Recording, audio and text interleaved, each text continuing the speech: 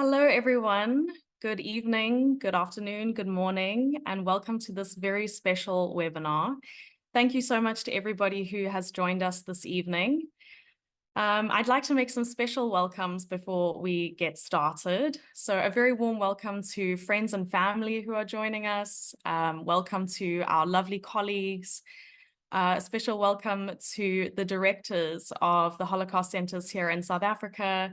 Unfortunately, Tali Nates can't be with us, but welcome to Kuba and to Mary, and thank you for being here. And lastly, a special welcome to our very dear Holocaust survivors. So this evening's webinar is a special one. It's a webinar between colleagues and friends, and it's a webinar on our encounters on our trip to Poland. This trip to Poland happened in July last year, and for all of us, it was a very special experience, and we're looking forward to sharing with you why this evening. So I'd like to thank Justine from the Cape Town Holocaust and Genocide Centre for making sure that all the tech on our webinar runs well today. So thank you, Justine, for all of your hard work. And now I'd like to introduce you to my colleagues who are going to be the panelists with me on this webinar. So first, let me start with myself. My name is Claudia Hooper, and I'm the Education Manager at the Durban Holocaust and Genocide Centre. Joining me this evening on the panel is Orly Barnett, who is the Education Director at the Cape Town Holocaust and Genocide Centre. We also have Vix Applebaum, who is the Projects Manager at the Johannesburg Holocaust and Genocide Centre, and she's also really involved and passionate about social media of the centre. And then we've got Jordan Saltzman, last but not least, who is the fabulous collections manager at the Cape Town Holocaust and Genocide Centre. So the four of us had the Johannesburg Holocaust and Genocide Centre, forgive me.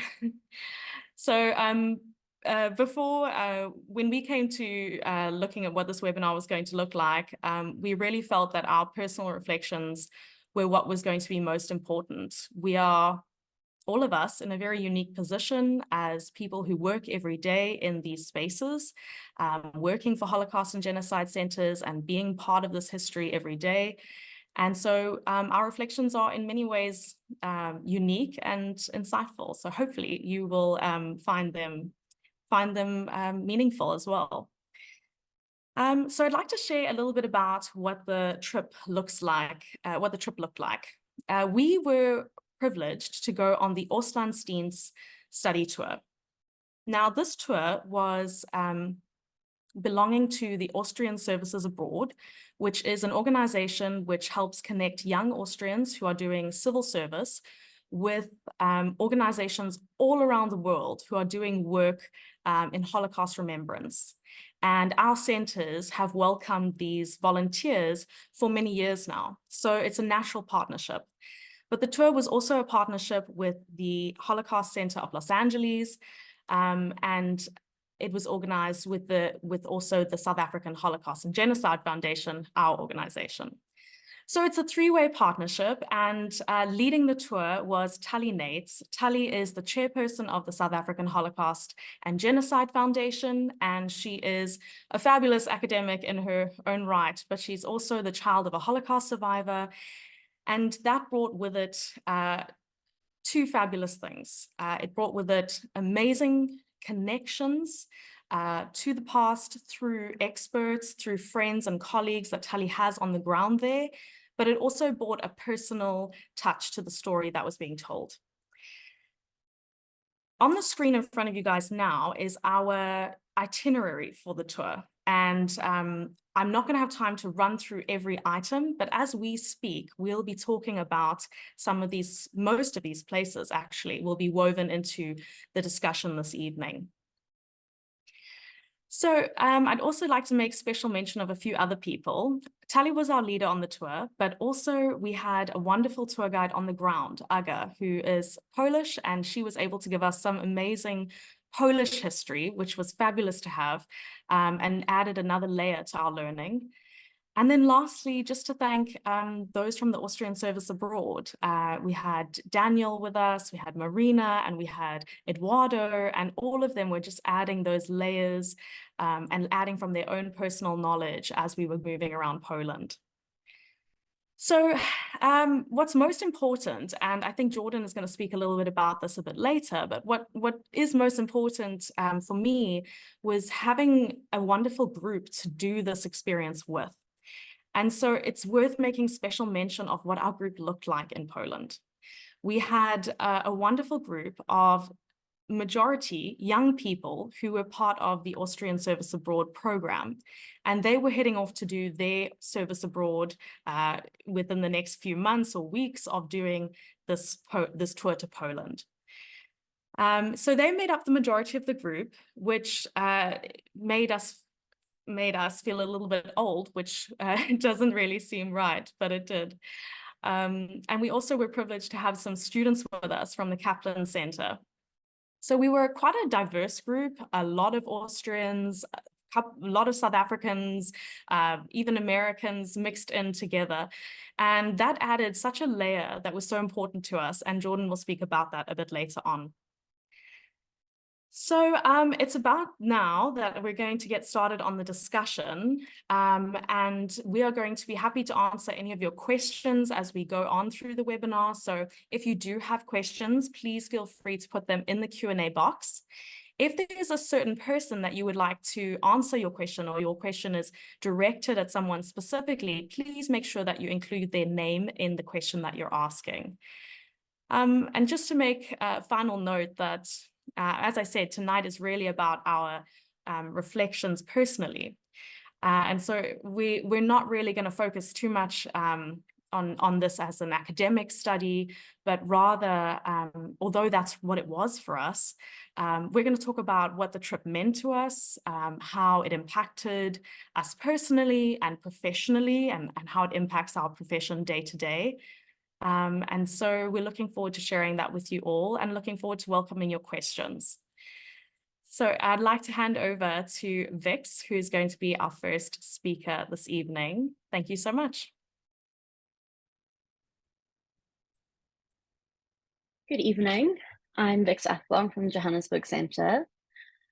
So I'm going to talk a bit about, firstly, what we looked at, which was Jewish life before the Holocaust. And I think that it was a really impactful thing for me because it's not something that's done in our centres. We talk a lot about Jewish life before the Holocaust, but in general, when we look at the Holocaust, people seem to think that Jews started and ended with the Holocaust. And I think it's really important that we looked at how Jews lived in Poland before and how integrated Jews were into Polish society.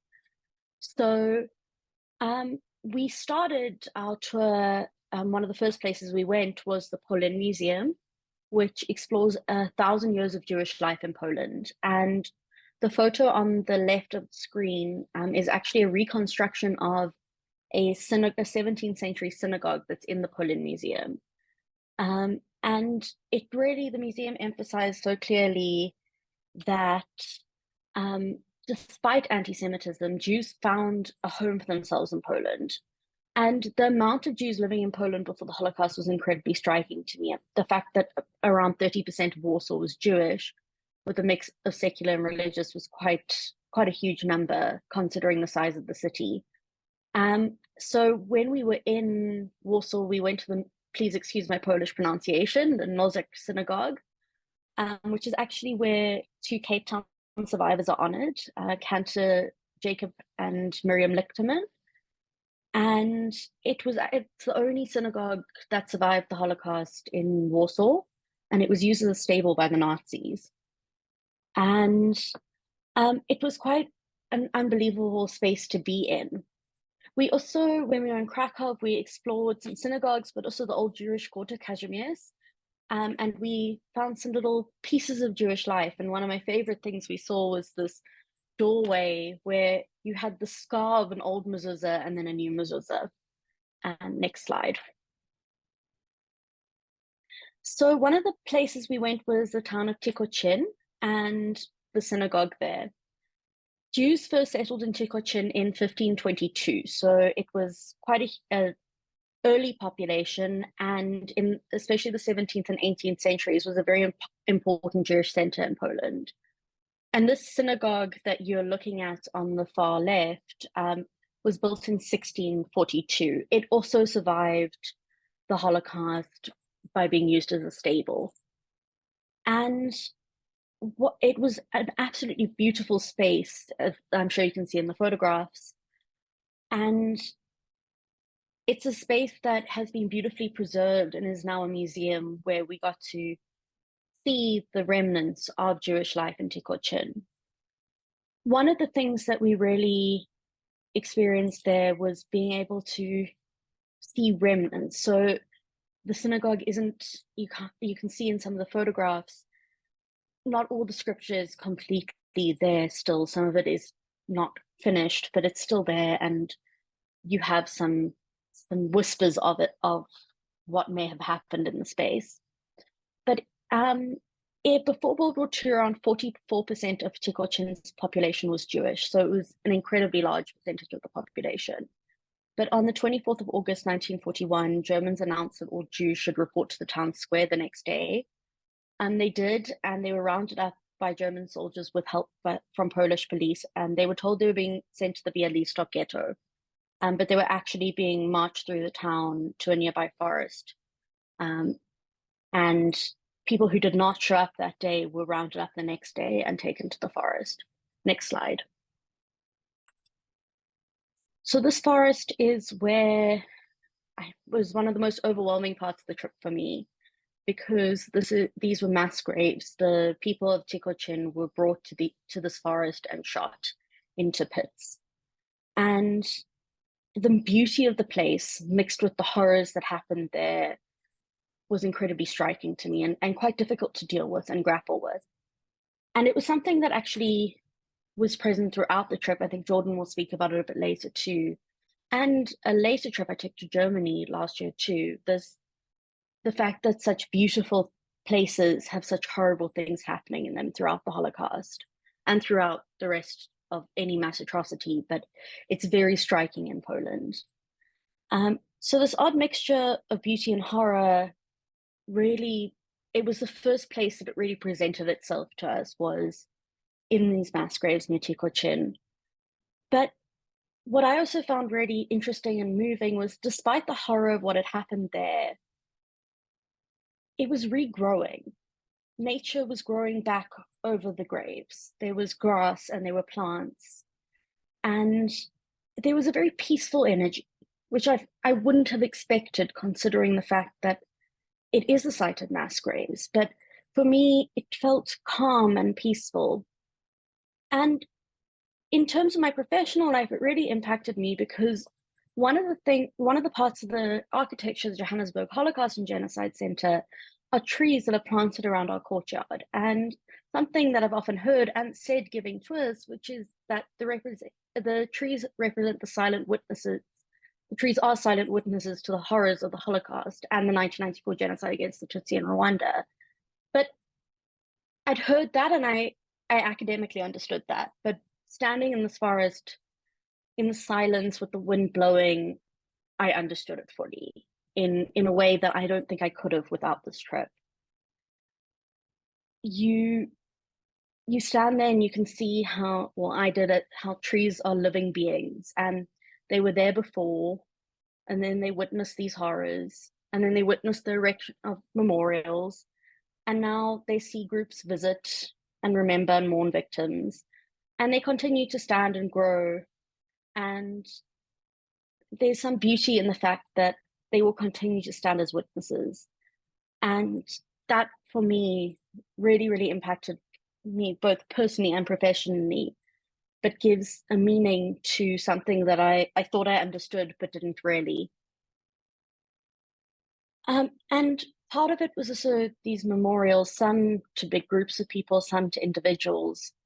Some people obviously didn't have individual memorials, but are memorialized in the bigger group ones. But people are remembering everyone. It's not about a singular person's memory. It's about remembering this entire society that was destroyed.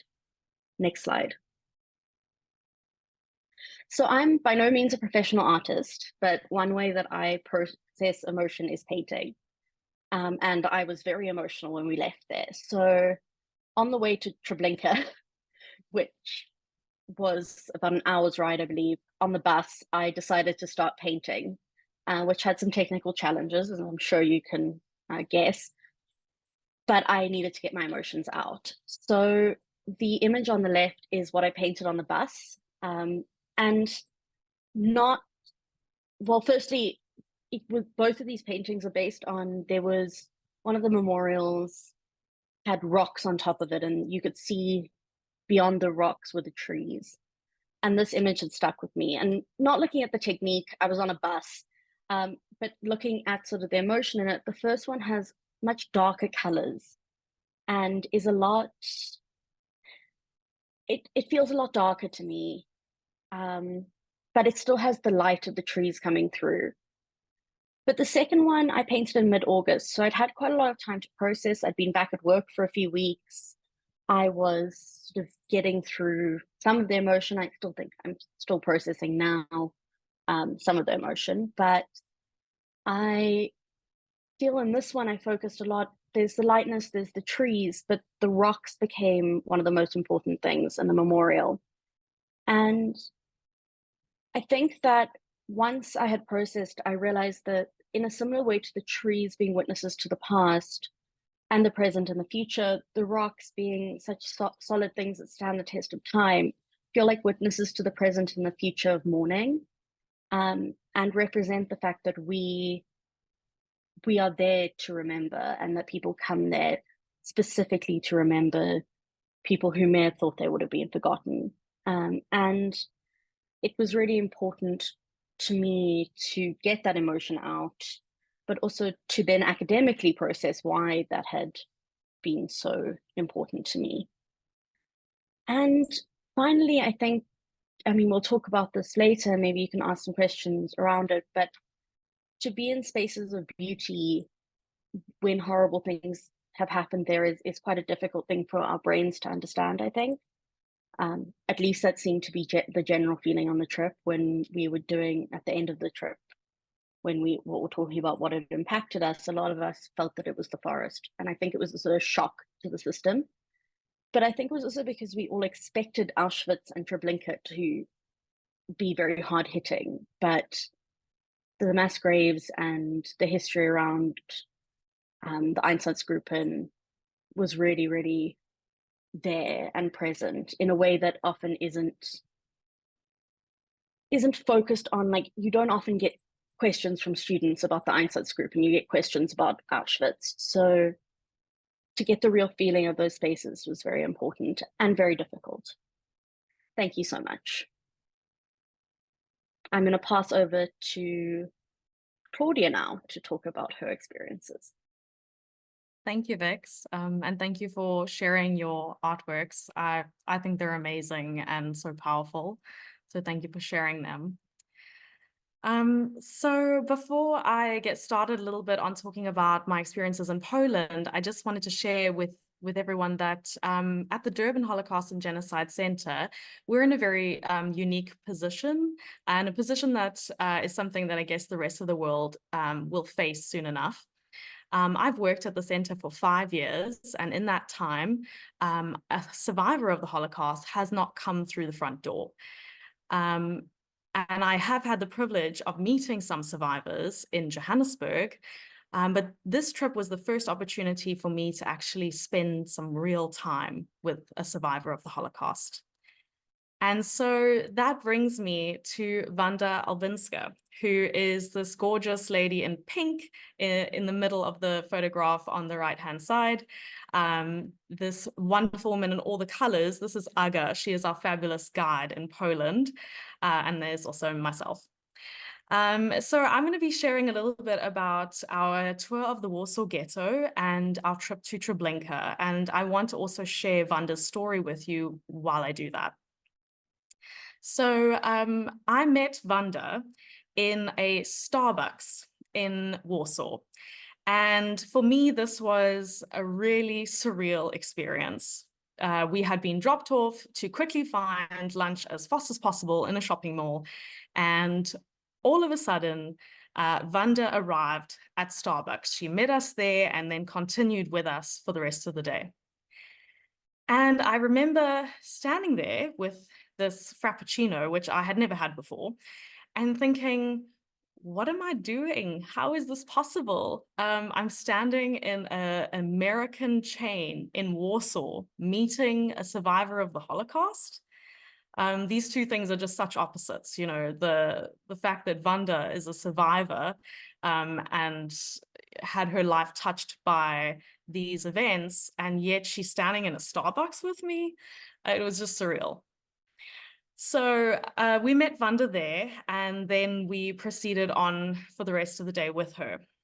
And I think in order to tell her story, I need to tell a little bit about the ghetto first. So if we can have the next slide.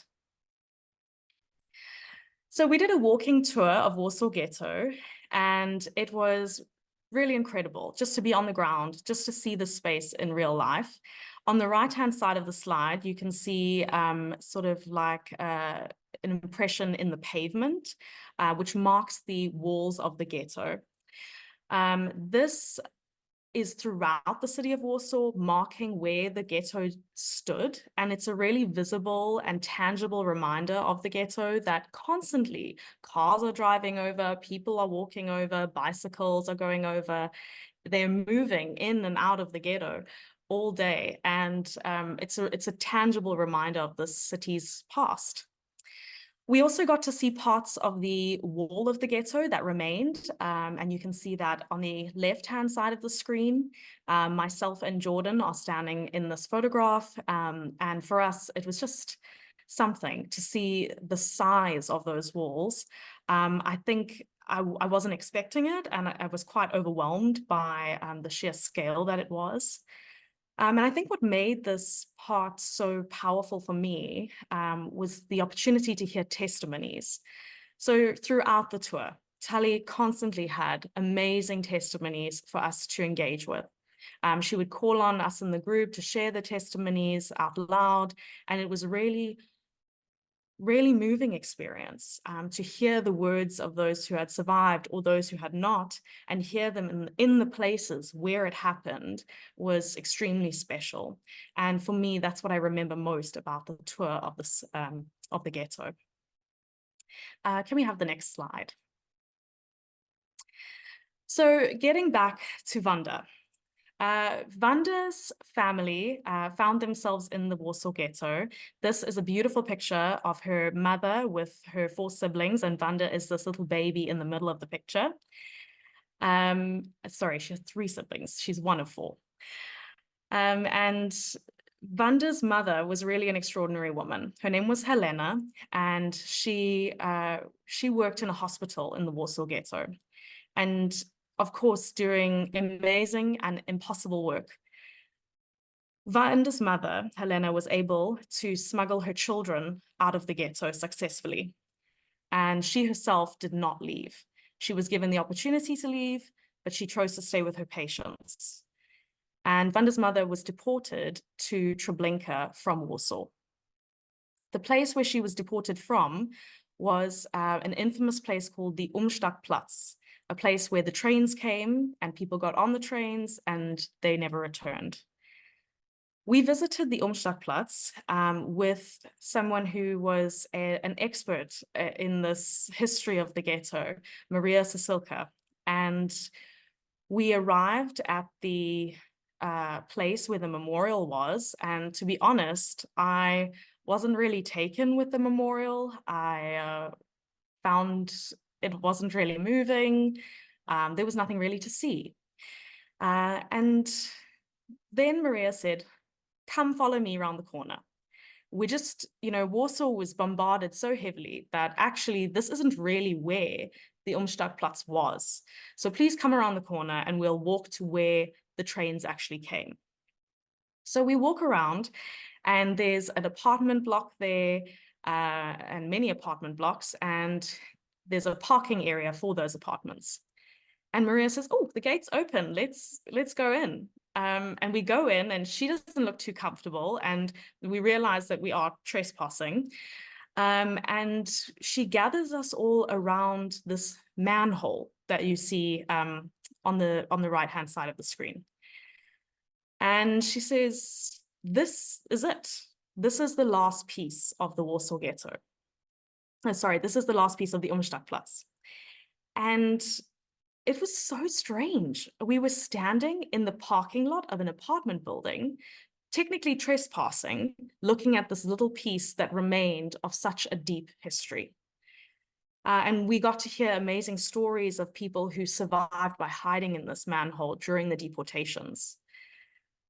But I think it's these little tangible pieces and these amazing people who can connect you to those pieces that are so important in a tour like this. Again, the stories that made it so real. But I remember this really strange feeling that we had come to commemorate, we had come to remember, and yet I felt like I wasn't supposed to be there. And we were looking up at some people who were staring down at us going, you're not supposed to be here. And yet this is the last piece. This is the last remnant of the ghetto, of the Umschlagplatz. Next slide, please. So Wanda's mother, Helena, is deported from this Umschlagplatz to Treblinka. And Treblinka was one of the Nazis' killing centers built in Poland. And around 925,000 people were murdered here. When you come to this site, there isn't anything really to see. There's no parts of the camp or parts of the killing center that are remaining. Whereas Orly, who's going to talk about Auschwitz in a minute, you'll see that the camp is very much there. You can see the evidence in front of you. And this is by design of the Nazis, that there is nothing left. But there is a very powerful memorial. And the memorial begins with you walking to the space on this pebbled road that you see on the left here. And it's very uncomfortable to do the walk because the stones are all uneven and you're very moving around too much as you go. And so because of that, you arrive uncomfortable and you feel uncomfortable. And that's part of the memorial. It's meant to make you feel uncomfortable. And you can see in this photograph, Wanda was so gracious to join us on our trip to Treblinka. She's walking there with Jordan, who's carrying the umbrella, and Orly on her other side. And as you walk, you pass these sort of stones that start to emerge out of the ground, and they're jagged and they look scary. And when you finally get to where Treblinka is, there's an opening. If we can have the next slide. There's this opening, and this is what you see. In the middle, there is this rather large monument that's on the right. And on the left, you can see, as far as the eye goes, there are these stones coming out of the ground. And on the stones are the names of small towns where Jewish communities were taken from. And this, for me, was the most difficult part of the trip, and the part of the trip that just will never leave me. We came here, we shared stories again, and then at all of the places where people had been killed, we had a small service. And it wasn't anything particular, it was whatever people wanted to share. Sometimes something was planned. But here at Treblinka, this one was very special because Wanda was with us and her mother had been killed there. If we can have the next slide. So we began our ceremony and Tali said, Wanda has asked if she can pray. And Wanda began to pray for her mother.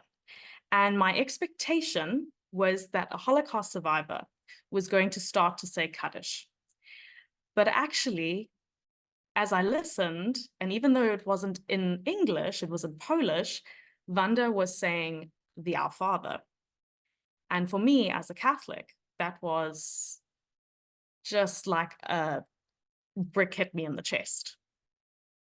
It was so powerful to have a survivor of the Holocaust say a prayer that is so familiar to me and so much a part of how I've grown up and just almost like speaking in my language. And that is, of course, because Wanda grew up as a Catholic in Poland after she was rescued. So Wanda prayed and said the Our Father. And then she said, oh, I just wish there was a place here for my mother, because there's only one person who is memorialized at Treblinka, and it's Janusz Korczak. Janusz Korczak was a philanthropist and a children's rights activist, and he was amazing, and he is memorialized there.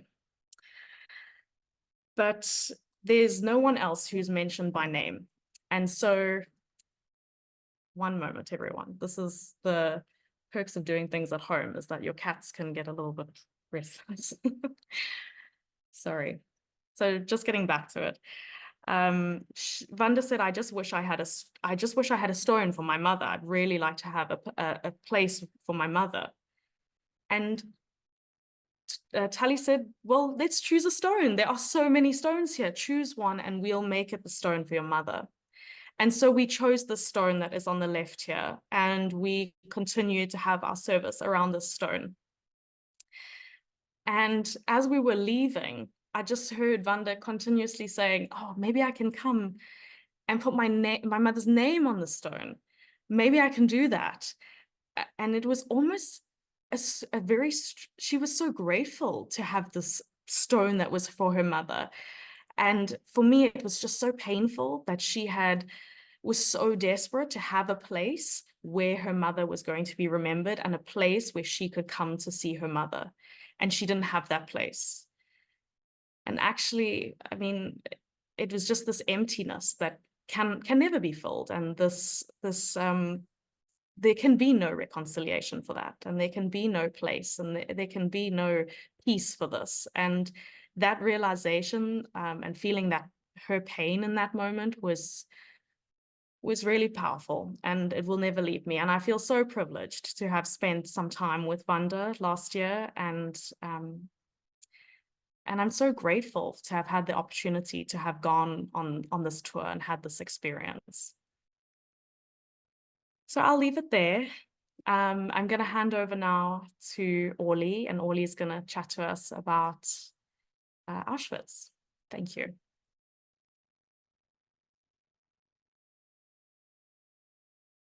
Hi, everybody. I'm Orly. I'm from the Kaplan Holocaust and Genocide Centre.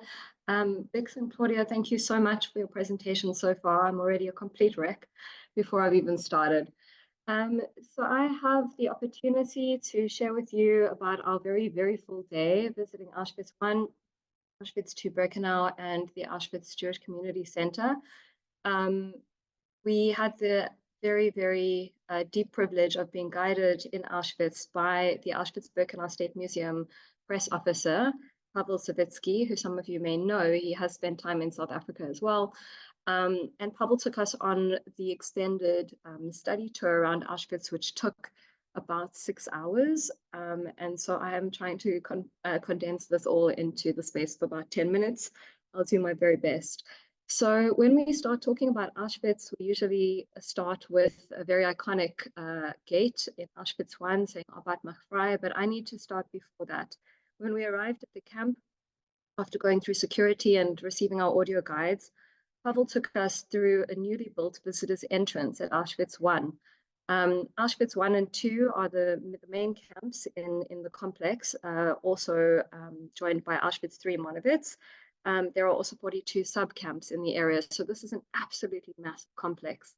The visitors center, the visitors entrance that you see on the screen, is a new entrance that was built in order to direct tourists, because of course it is a very popular tourist site in Krakow, near Krakow, and the place can get very overrun.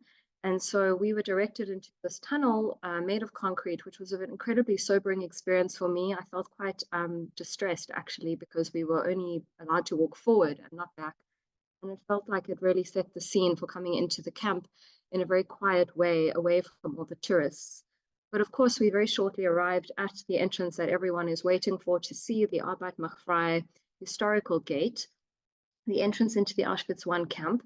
Pavel mentioned to us that, of course, this sign is a very cynical use in German by the Nazis, that work sets you free. And that prisoners arriving at the camp would have seen these brick barracks ahead of you, and they would have thought, perhaps this is a place where I will survive. But of course, once they did move through the through this gate and were not allowed out anymore. The brutality and the dehumanization in the camp became very widely apparent. It was absolutely nothing as civil as it looks.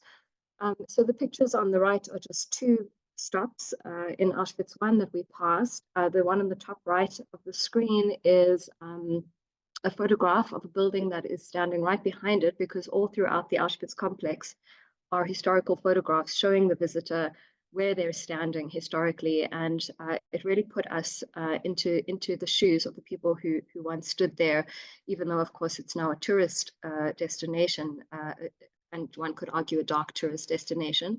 And you see the photograph there of the building with an orchestra in front of it. The orchestra was forced to play music as people entered and left the camp on forced labor work units. And we stood right before it in this terrible space. The one at the bottom right-hand side of your screen is, of course, the execution wall, the wall of death. It's a reconstruction where people were executed, such as Polish prisoners of war and Russian Soviet prisoners of war, also some Jews, although I'll speak more about the fate of Jewish people later.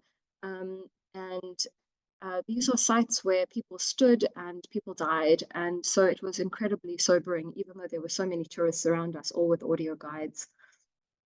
I'd like to just focus on the fact that Auschwitz I is also the home of a museum, because the barracks are made out of brick and are still preserved.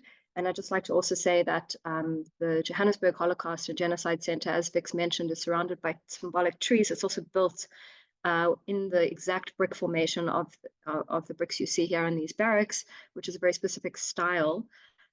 These barracks house the memorial that keeps all the belongings that was looted and plundered from the victims of Auschwitz, including about 1.1 million Jewish prisoners in the camp, about 1 million of which were murdered there.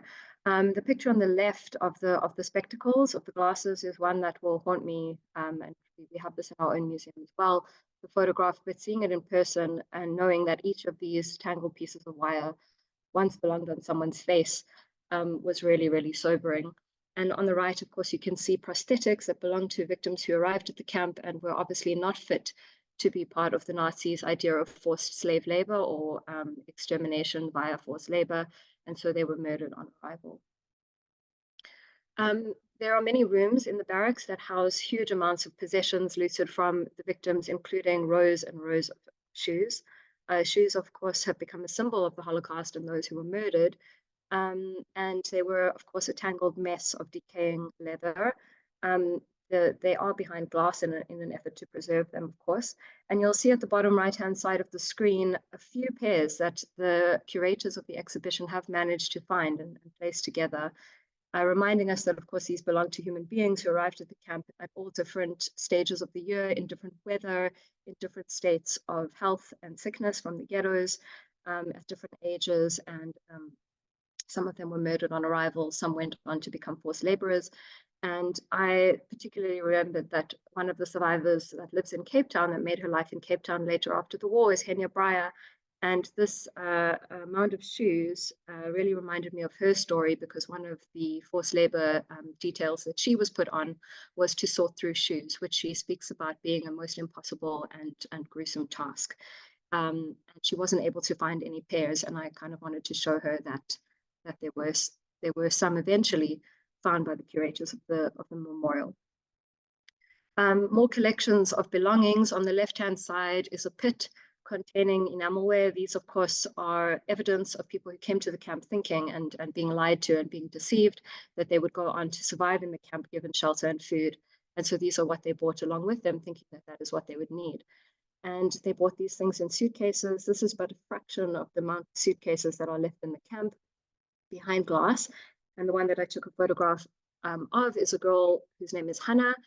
And the reason I took it is because at the Holocaust and Genocide Foundation, we teach about the story of a specific girl, Hannah Brady, whose suitcase was found by a Japanese educator in Tokyo, who then made her story famous, Hannah Brady, and that of her brother George. And I saw the suitcase of this Hannah, Renia, and I wondered what her story was.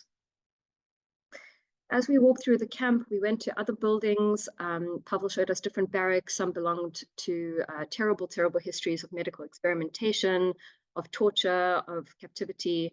And in one of them was another museum that showed a passage, the mugshots that were taken of people who arrived at the camp and were prepared for forced labor. Some of them were very old, actually, and I was quite shocked to see that. They were not Jewish prisoners. They were largely Poles and Russians. The Jewish prisoners who arrived largely in the summer of 1944, the Hungarian transport were not photographed before they were taken immediately to their deaths. But what I found so remarkable here is that each mugshot has been almost lovingly preserved in a frame of its own, with the details of the name of the person, their birth date, their death date, and how they died, and what function they performed in the camp as a forced laborer. And I took a photo here of one such young lady, Stanislavka, who died at 22 as a laborer. She was a Polish prisoner in the camp. And I just found it so amazing how these photos help us to rehumanize the people who were dehumanized by having their photographs taken unwillingly in the camp as prisoners. Another thing in Auschwitz I is that some of the barracks are dedicated to different exhibitions by different countries. And Pavel took us to two of them, one by Israel, curated by Yad Vashem, and another one about the country of Austria. And so it's a very long museum, and I won't be able to show all the pictures, but one thing that struck me was that there was a display of Jewish life before the Holocaust in color, which you can see a fragment of here on the left, but also of life after the Holocaust, and Yad Vashem frames this as return to life.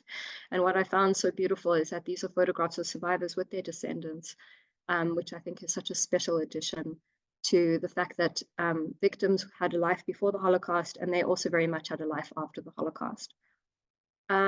We then moved into the room of a book of names. There are over 4 million out of the 6 million victims. Their names are collected by Yad Vashem over many, many years. Of course, there are names we will never know because entire communities were destroyed. And we were allowed to browse here, and I didn't know what to do with myself because I don't have any direct family members who were murdered in the Holocaust, and I didn't know where to look. And so I roamed around, and eventually I just opened a random page, one that looked very well worn. And whose name do you think was very well worn? It was the name of Anne Frank, or Anna Frank, Anneliese Frank. And I just so happened to open it on this page, and I've highlighted it there in blue. Anne Frank, who was born in Germany, hid in Amsterdam, and died in Bergen-Belsen back in Germany. She was a very famous prisoner of Auschwitz very briefly. And of course, her name is there as well. But what really struck me actually is that there were a number, maybe 9 or 10 other Anne Franks or Anna Franks who surround her name, who came from other places, who are other ages, who lived different lives and also died as prisoners of Auschwitz. And I also wondered about their lives. The last slide I'll show you for Auschwitz I is the exhibition of the story of Austria. I thought it was very moving and special that we were allowed to visit this exhibition. There were many, because of course we were with the Austrian contingent, and Austria has its own history of confronting its very dark and difficult past in the Holocaust. The only picture I'm going to show you here is the one on the bottom right. It's a photograph of a painting by Hans Geringer. I'm not sure if anyone is familiar with the name, but Hans is a victim of the Holocaust. He did not survive. He was a teenager when he was killed. And why his story is so special to me is because he is the brother of a survivor, Eva Schloss Geringer.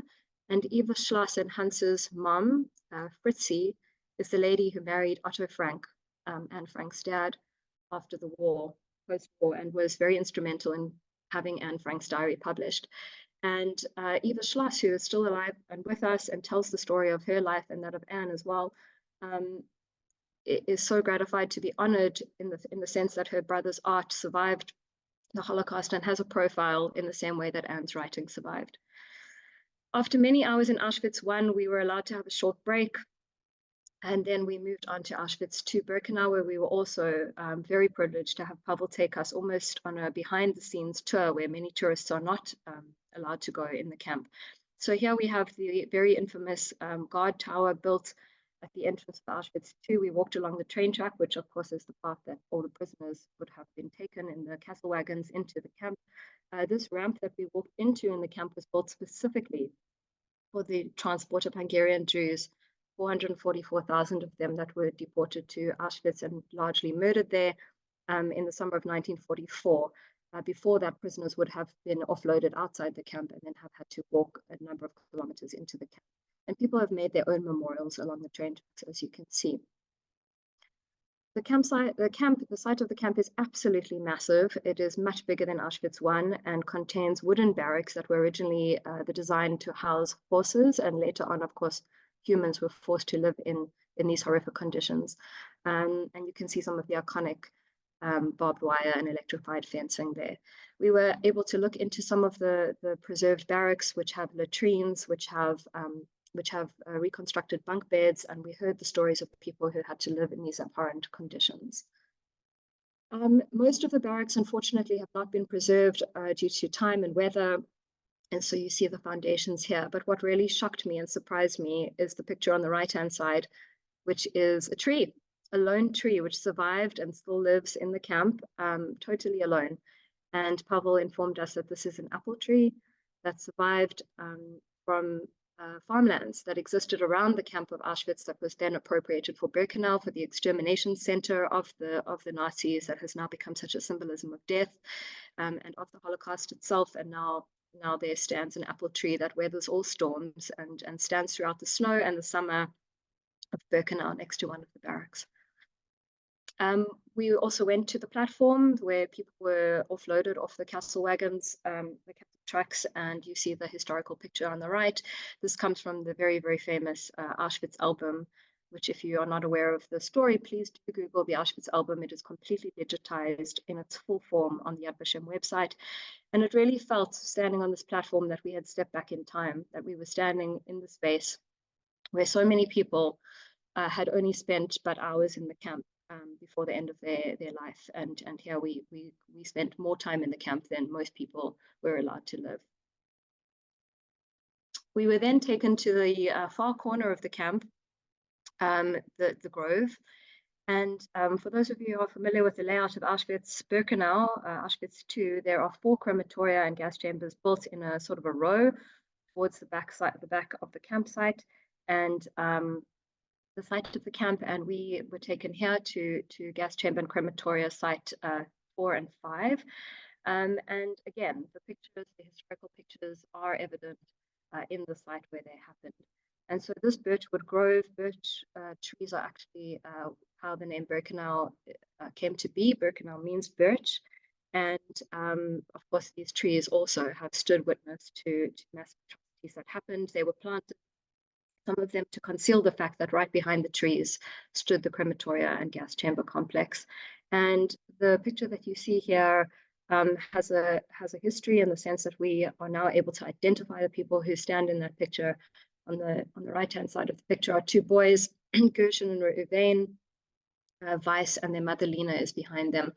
And so we were able to restore the humanity to people who did not know what awaited them shortly afterwards. And it was very, very moving for me to be in the space of the Auschwitz album after having tortured so many years in the Holocaust Center to actually be standing in this space. Very nearby, of course, are the crematoria and gas chamber site, and the one that you see me looking at in the photograph is the crematoria number 4. And the reason why it is no longer standing is because in 1944, actually on October 7th, there was an uprising there by, there was an uprising there by the Sonderkommando. The Sonderkommando were the Jewish workforce that were forced by the Nazis to process the bodies of those who had been murdered in the gas chambers and whose bodies were then burnt in the crematoria. And in 1944, they staged an uprising. It was unsuccessful, and most of the Sonderkommando were ultimately murdered after that. But there we stood witness, and as Claudia mentioned, we were able to do a ceremony to honor those who died. And of course, all victims of the Holocaust who do not have their own burial site and their own tombstone, so to speak, or their own cemetery. And so Vix and others were able to read some very beautiful poems. And I would say that this for me was really the culmination of a very difficult week, a very emotional week, as you can hear. It always makes me very emotional. And what I was able to reflect on in this time was that the people who did not survive, the people who thought that perhaps Nazism or National Socialism would prevail in the world, we were able to stand there and bear witness that it in fact had not. and to hear their voices speaking to us from the past, and to tell them that we had heard them, that we had received their voices, and that we had indeed read their diaries, read their testimonies, read the papers that they left behind, and that we understood what happened there. Lastly, and I'm going to try to pull myself together for this part, we were able to visit the incredible and very moving Jewish center in Auschwitz, in the town of Oswiecim. And this is a synagogue that also survived the Holocaust. It's been reconstructed, but stands in the place where it was originally built. And you can see on the bima, on the raised platform in the room, is Tari Nates, our pedagogical tour guide, accompanied by a young man whose name was Kirill. And he was there as a guide in the center. He runs the place. He's a young man who started off as a volunteer. He is not Jewish, and he has found a place for himself in this town running the center. And it includes a museum to all the Jews who lived in Oswiecim ahead of the time that they were deported, and even, as you can see on the right-hand side, a few of them who survived the Holocaust and then returned to Oswiecim after surviving Auschwitz, and some of them later immigrated. But this young man told us that there are no Jews in the town, and was incredibly happy to announce that he had met a young lady on a tour to Israel who was now engaged to be his wife. And once they were married, which I think has now happened, she would come to live in Oswiecim and be the first Jew to live in the town since the 1960s. And we were very thrilled to hear that Jewish life was being revived in the town, after also visiting incredible Jewish community centers in both Warsaw and Krakow, and now in Oswiecim. And it was a wonderful end to the day. So thank you everyone for listening to my segment. I'm now going to pass the baton on to Jordan, who will talk about her reflections, and she is the last speaker for the evening.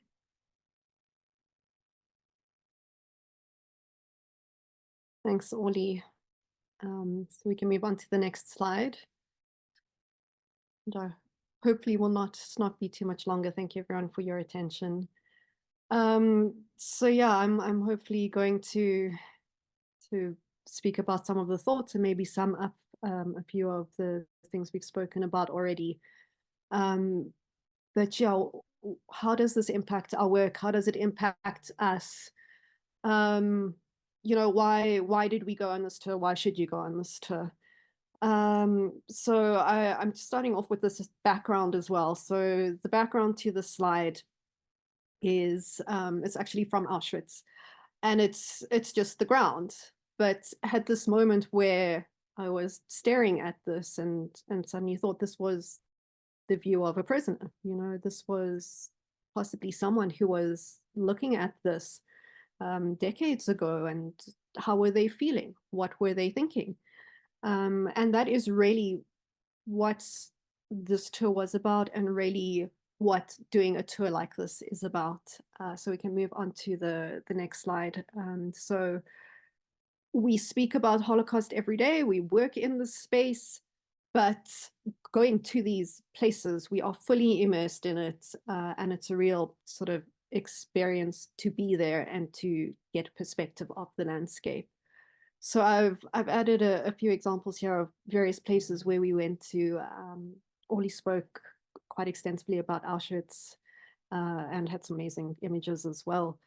But having read testimonies, knowing our survivors, having heard the stories, you know, being there, seeing the puddles and the mud, remembering testimonies where people spoke about the muddy patches in Auschwitz, the distances between the fences, the forests as well. That was a very interesting one. So there aren't too many forests in South Africa like there are in Poland.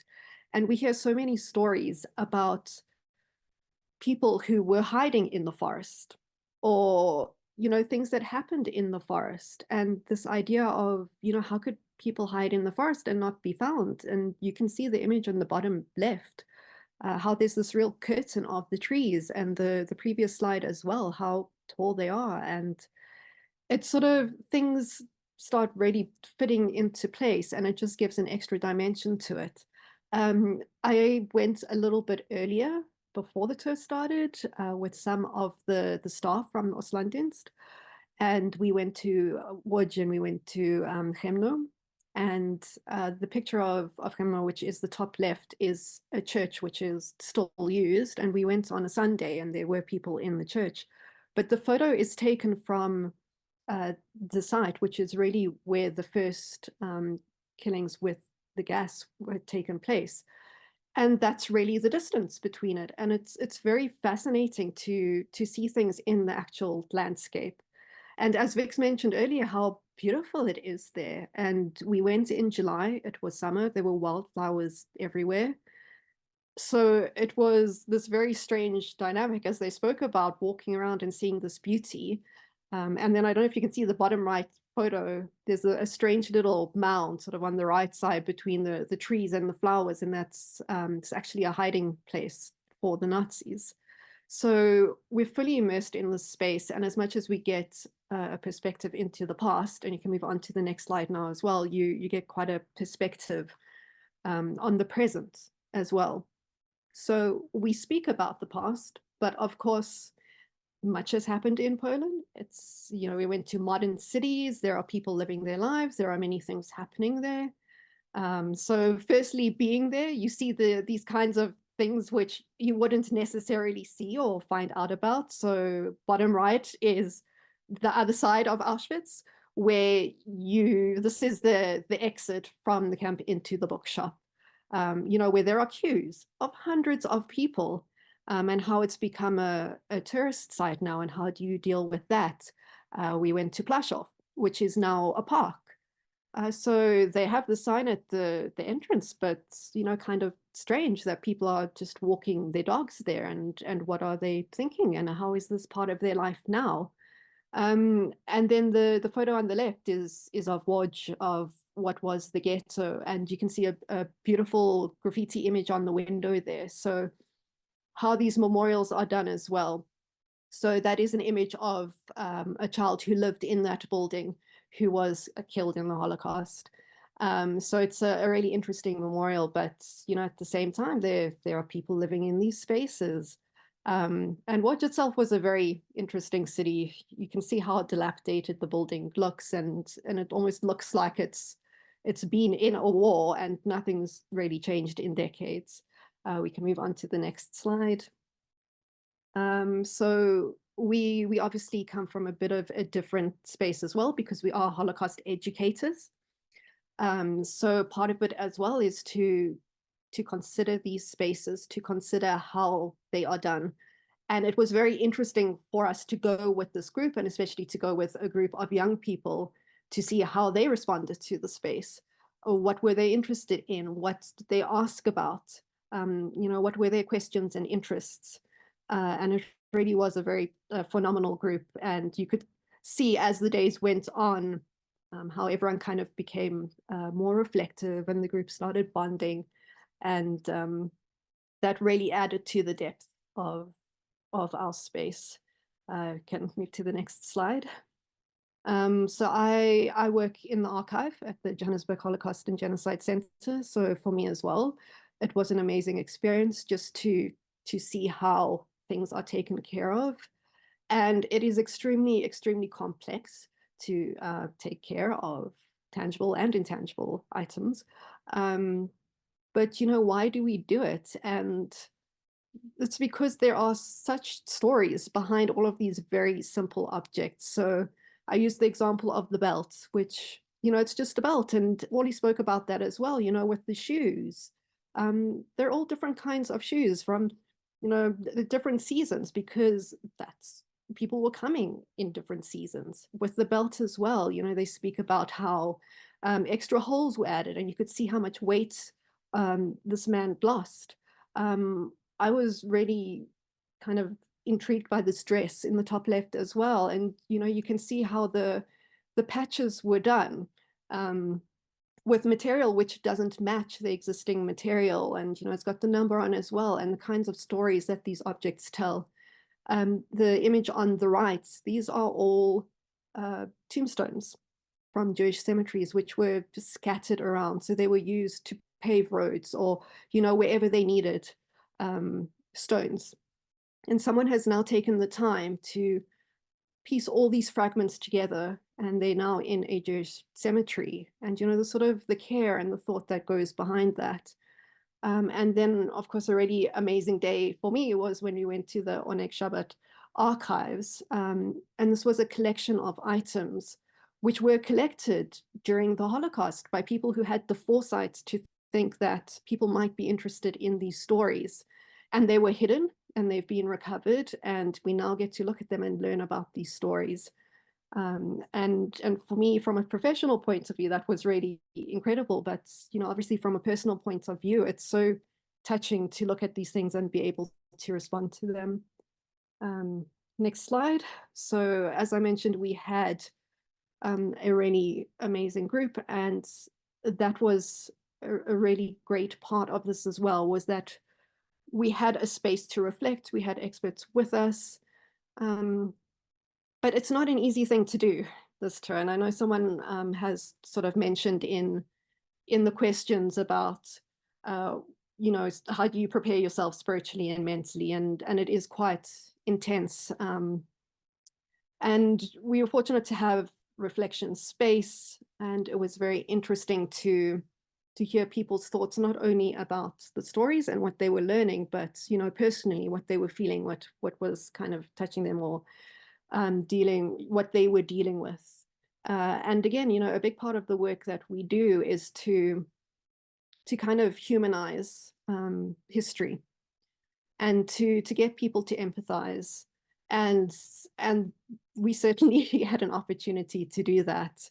And it was really beautiful to later on see, the middle photo, this just as we were walking around the city, that we would have, can't call them kids, the students, we'll call them, the students stopping to read certain things and to interact with certain things without us kind of forcing them to do that.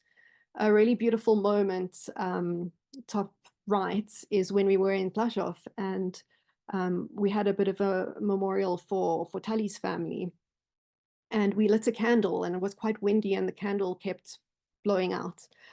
And people put so much effort to try and make sure that this candle would stay alight. And I thought that was such a beautiful analogy. And I think after this tour, a lot of the young people did sort of say how the flame had been passed on, and they felt like they were now responsible to tell these stories and to keep the memories going and to keep the stories going. And then just another kind of interesting thing which we noticed was that when you read a lot of these testimonies, and I've highlighted a section in the bottom left, there were so many instances where there were very small gestures, but those gestures actually saved a life. And so this is again from Kimno, someone who escaped and says that he was at some peasant's house. I don't know his name. He fed me, he gave me a cap, shaved me, and showed me the way. And to think that that could have been someone who maybe decided to make a different choice, and that person would not be alive.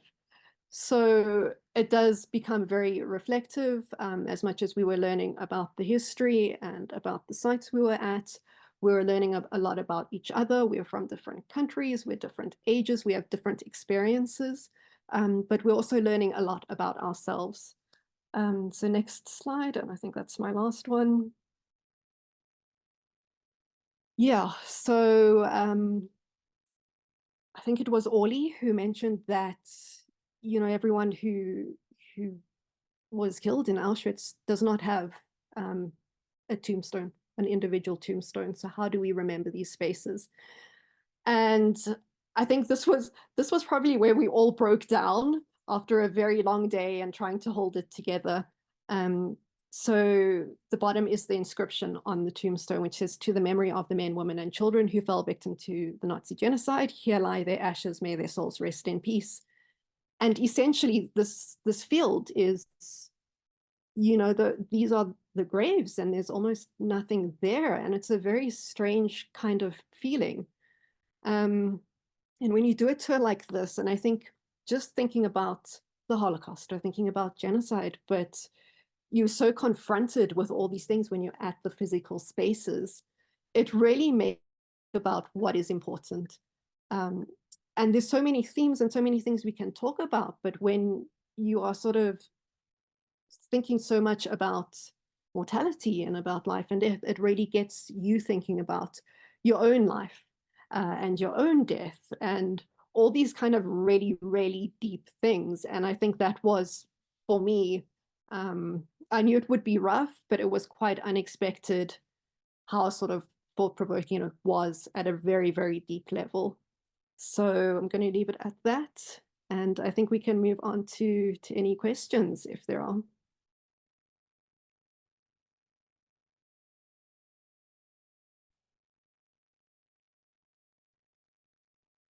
Cool. So I think let's move on to the Q&A. Oh, this is one of my favorite photos. I'm glad we added it in. We found a Nelson Mandela Road in Warsaw. Sorry, Bix, just to interrupt you, it was on Nelson Mandela Day. Oh yes, it was. I forgot about that. So that was amazing. We have a few questions, some like really lovely questions. I don't know if,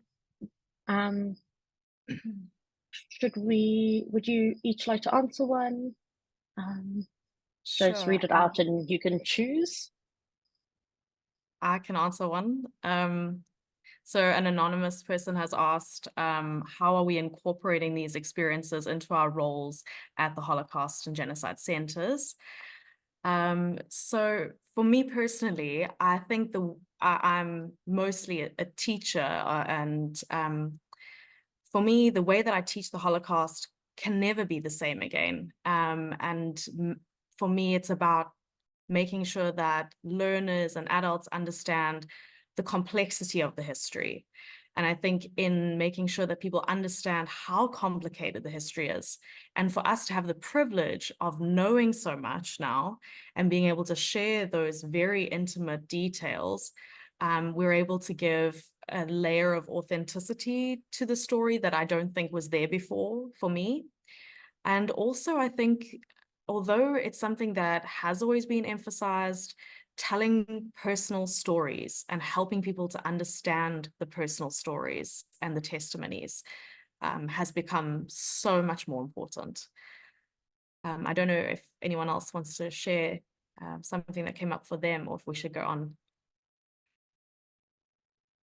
That was excellent. I think you said everything I would have said. Okay. So I'm happy to take the next one, which is, would you recommend this kind of experience to every young person?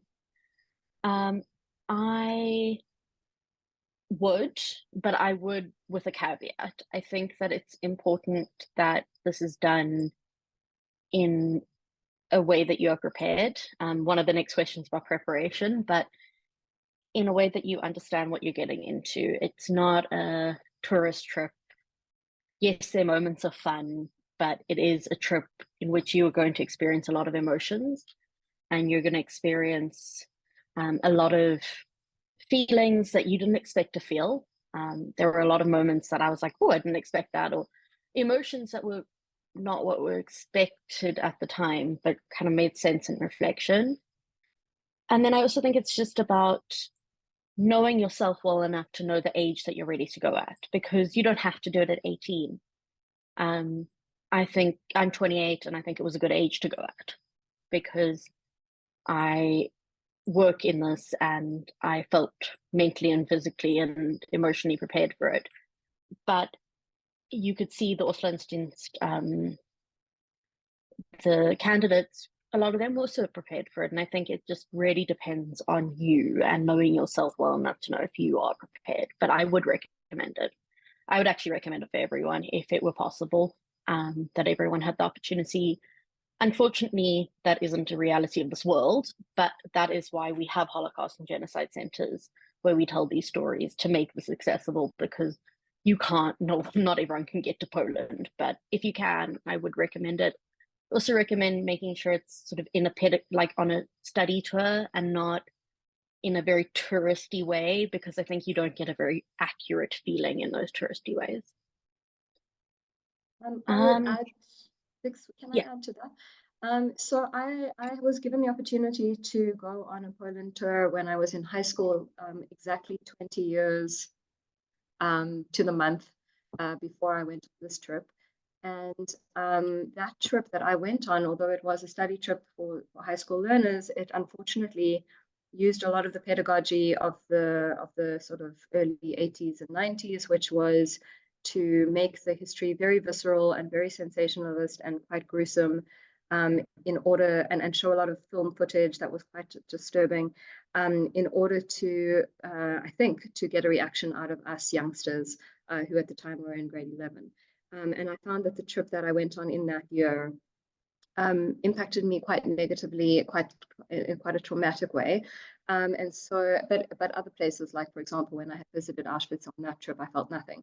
So it was quite an interesting experience to go back 20 years later and go on a trip that was founded completely and only in historical fact, and let the facts speak for themselves and let the emotions come as needed. There were people on our trip who felt no emotions and asked, is it a problem that I'm numb? Is it a problem that I haven't been able to cry?